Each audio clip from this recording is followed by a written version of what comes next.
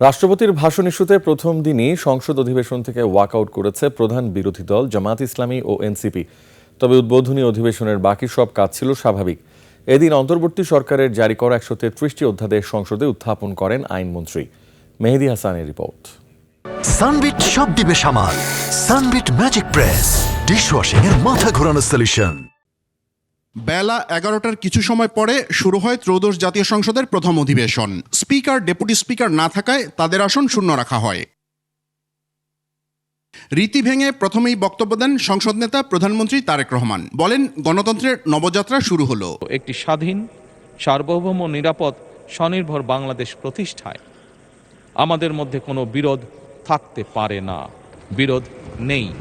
পরে সংসদের সভাপতি হিসেবে বিএনপির বর্ষিয়ান নেতা ডক্টর খন্দকার মোশাররফ হোসেনের নাম প্রস্তাব করেন প্রধানমন্ত্রী। নির্বাচিত জাতীয় সংসদ সদস্য জনাব ডক্টর খন্দকার মোশাররফ হোসেনের নাম প্রস্তাব করছি। সভাপতি স্পিকার হিসেবে হাফিজ উদ্দিন আহমেদ এবং ডেপুটি স্পিকার হিসেবে কায়সার কামাল মনোনয়ন পেয়েছে বলে জানান। এ প্রস্তাব সংসদে উত্থাপনের পর হ্যাঁ জয়যুক্ত হয়। স্পিকার নির্বাচনের জন্য মাননীয় সংসদ সদস্য জনাব হাফিজ উদ্দিন আহমদ বীর বিক্রম বাংলাদেশ জাতীয় সংসদের স্পিকার পদে নির্বাচিত করা হোক। যারা এই প্রস্তাবের পক্ষে আছেন তারা হা বলুন। এরপর নবনির্বাচিত স্পিকার ও ডেপুটি স্পিকারকে শপথ বাক্য পাঠ করেন রাষ্ট্রপতি। প্রতি আইন অনুযায়ী আইনমন্ত্রী মোহাম্মদ আসাদুজ্জামান বিগত অন্তর্বর্তী সরকারের জারি করা ১৩৩টি অধ্যাদেশ সংসদে উত্থাপন করেন। তবে বিপত্তি বাধে রাষ্ট্রপতি ভাষণ দিতে গেলে ওয়াকআউট করে বিরোধী দল। পরে গণমাধ্যমের মুখোমুখি হয়ে ওয়াকআউটের কারণ ব্যাখ্যা করেন এনসিপির আহ্বায়ক নাহিদ ইসলাম ও জামায়াতের আমির ডক্টর শফিকুর রহমান। ফ্যাসিবাদের দোসর এমন কেউ এই সংসদে বক্তব্য দিতে পারবে না, কারণ এই সংসদটা হচ্ছে ফ্যাসিবাদ সংসদ।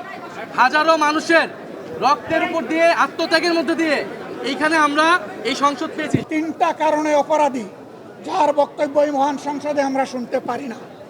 প্রথম কারণ হচ্ছে তিনি সমস্ত খুনের সহযোগী ছিলেন। তার আমলে যে খুনগুলো হয়েছে, একটা খুনের বিরুদ্ধেও তিনি শাসক গোষ্ঠীর প্রতিবাদ করেন নাই সেই খুনে। ওয়াকআউট গণতান্ত্রিক অধিকার জানিয়ে স্বরাষ্ট্রমন্ত্রী বলেন, সবকিছুর কেন্দ্রবিন্দু হবে এই জাতীয় সংসদ। এই গণতান্ত্রিক যাত্রাকে এমন একটি যাত্রায় পরিণত করতে হবে যে যাত্রার মধ্য দিয়ে আমরা একটা বৈষম্যহীন, সাম্যভিত্তিক ন্যায় বিচারের সত্যিকার গণতান্ত্রিক রাষ্ট্র পাই। আগামী রোববার আবার বসবে জাতীয় সংসদের অধিবেশন। জাতির সমস্ত ইস্যুগুলো আমরা আলোচনা করি। মেহেদী হাসান, ২১ টেলিভিশন, ঢাকা। স্থানীয়রা।